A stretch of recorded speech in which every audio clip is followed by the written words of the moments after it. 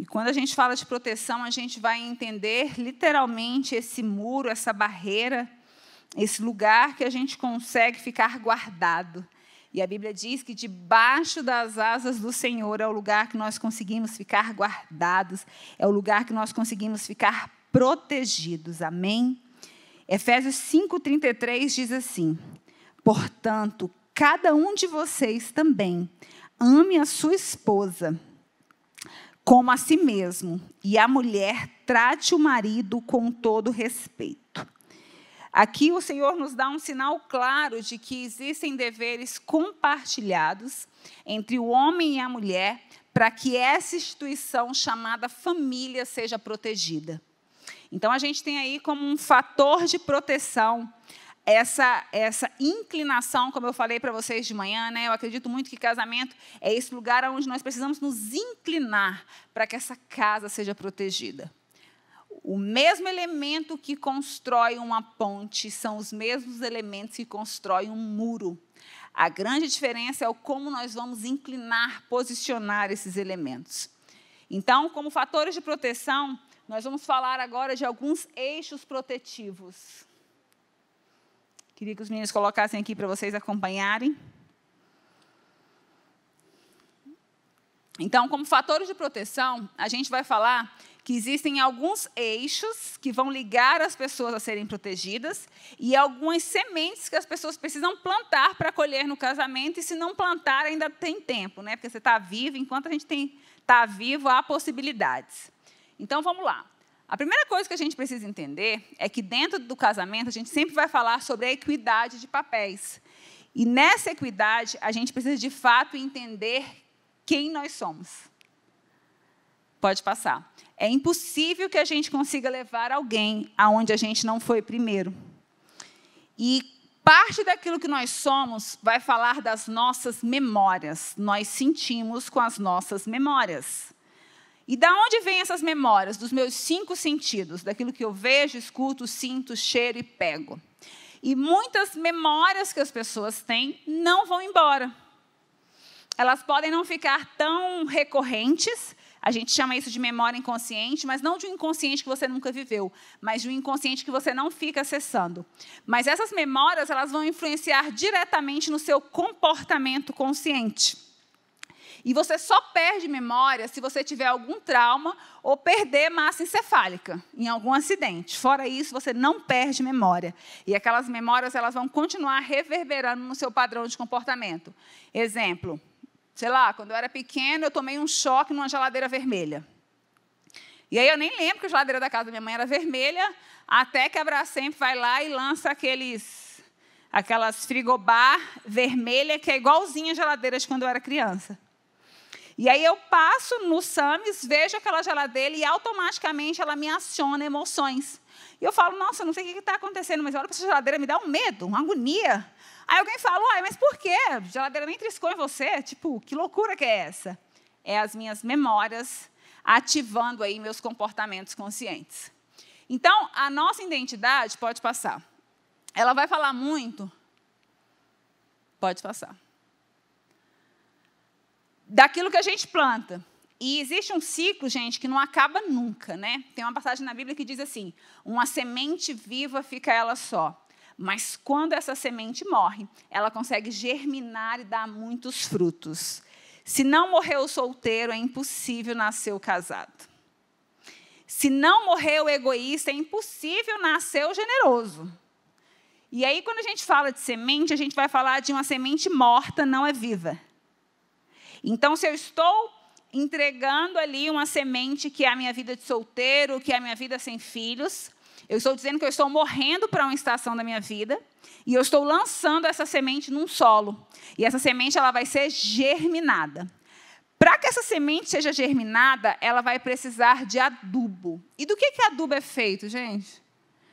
Adubo orgânico e adubo natural é feito do quê? Vai, fala aí, pastor Pedro, eu sei que o senhor sabe. Adubo é feito de merda.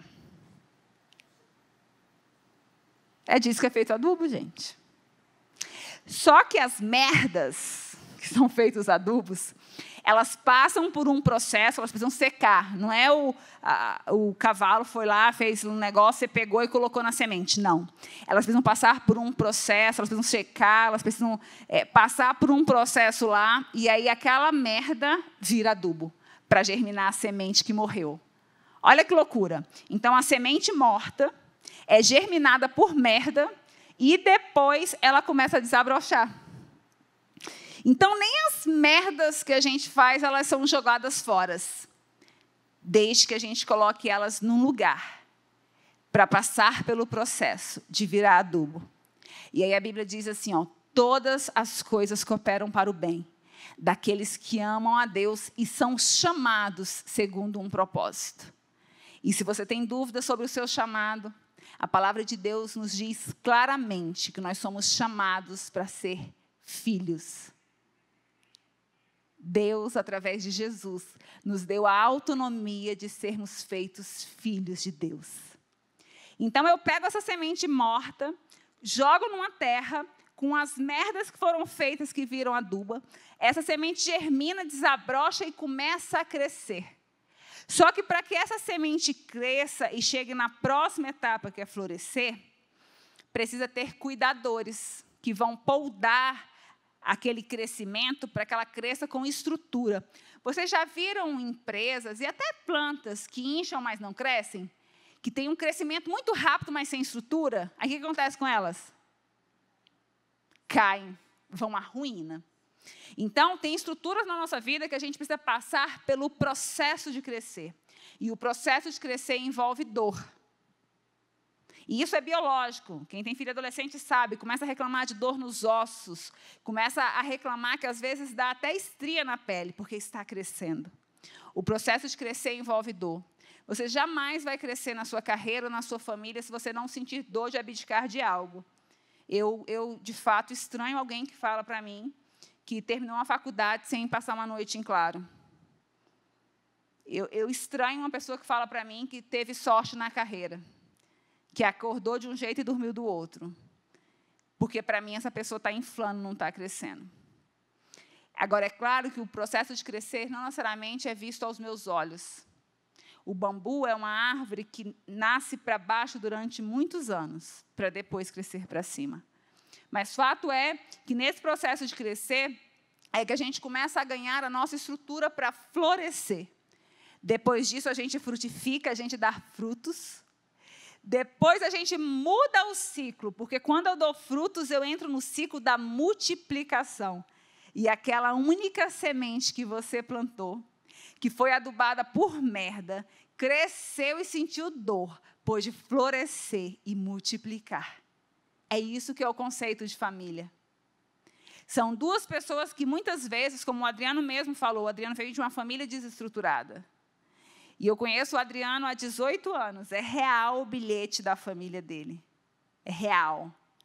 Então, aquilo que outrora parecia devastação, quando a gente permite que aquela merda vá para o processo certo, ela consegue frutificar e dar muitos frutos.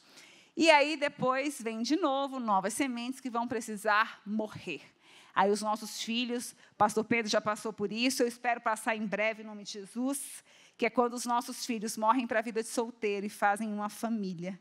E eu penso que isso é um grande privilégio. Eu me imagino nesse dia, pastor, eu vou me alegrar demais. Eu falo isso, meu filho fala, oxe, ainda estou novo. Eu falo, mas eu sonho com esse dia. Porque a Bíblia diz que quando a gente casa um filho, a gente fez uma boa coisa. E para nós que acreditamos que família é a base da sociedade, casar um filho é um grande privilégio, porque ele entendeu o conceito de família.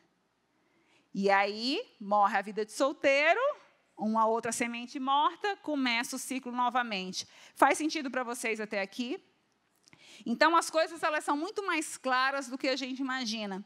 Eu falo muito para as pessoas no consultório que não tem muito misticismo, né? Não tem esse romance todo do aprendi a ver a vida para a luz dos olhos seus. Isso é deficiência, gente. Aprendi a ver a vida pela luz dos olhos seus é alguém que é cego. Não existe isso. Metade é gente deficiente. E aí eu falo por experiência, eu só enxergo de um olho, de vez em quando eu preciso do braço de alguém, que eu brinco que é meu olho direito, porque eu não tenho. Então, assim, esse negócio de aprender a ver a vida pela luz dos olhos seus, metade, metade, essa intensidade do romance, da paixão, isso é coisa de adolescente. Adulto faz porque precisa e não porque tem vontade. E casamento é um lugar de adulto, não é um lugar de adolescente. Não é um lugar de pessoas impulsivas que, quando ficam irritadas, vão pedir para ir embora. Chama minha mãe que eu não quero mais. Quem já deixou o filho dormir na casa do coleguinha e ele ligou de noite? Mãe, vem me buscar porque eu não quero mais. Então, casamento não dá não, tá? Casou, agora aguenta. É assim, gente. Enquanto você namora e no noivado, abre o olho. Abre o olho, caça defeito. É o tempo de você mais enxergar. Casou, fecha o olho, segura na mão de Deus e vai. Porque na hora do namoro e do noivado é que as pessoas ficam no aprendi a ver a vida pela luz dos olhos seus. Quando, na verdade, esse é o tempo de você discernir quem que é aquela pessoa, entendendo, inclusive, se a falhabilidade dela casa com a sua, porque não existe ninguém perfeito. E se você está atrás de um cônjuge perfeito, fique solteiro. E nem se olhe no espelho. Porque existem 3 princípios que nos fazem humanos. O primeiro dele é a falhabilidade. Nós vamos falhar. É isso que nos faz humano. Jesus, com todo o seu poder e autonomia, antes dele ir para a cruz, ele teve tanto medo que ele pediu para o Pai, para que, se possível, afastasse esse cálice. Na hora da cruz, a dor dele foi tão intensa que ele chamou Deus de Senhor. Meu Deus, por que me abandonaste? Nós somos falhos, e é isso que nos faz humano. Mas você precisa entender se a pessoa que está do seu lado, antes de casar, depois de casar, já era.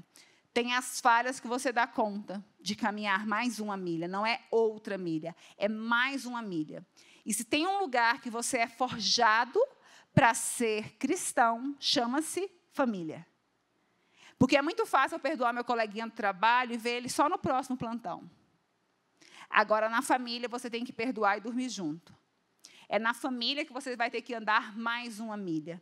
É na família que você vai ter que se despir a túnica. É na família que você vai dar a outra face. Então, se tem um lugar que você vai exercer o seu cristianismo, é dentro da sua casa.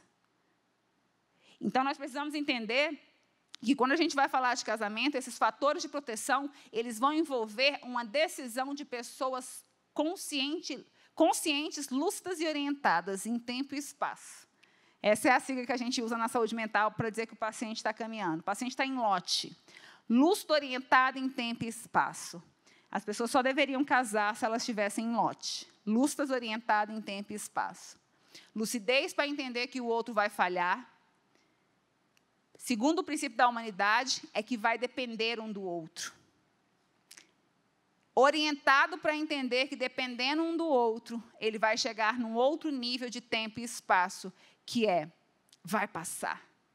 Então, a sua falhabilidade, a sua dependência do outro e a sua certeza de que tudo nessa terra passa é o que te faz humano. Então, para você conviver com outro humano, esteja disposto a ser falho e aceitar a falha do outro, depender e entender que tudo vai passar.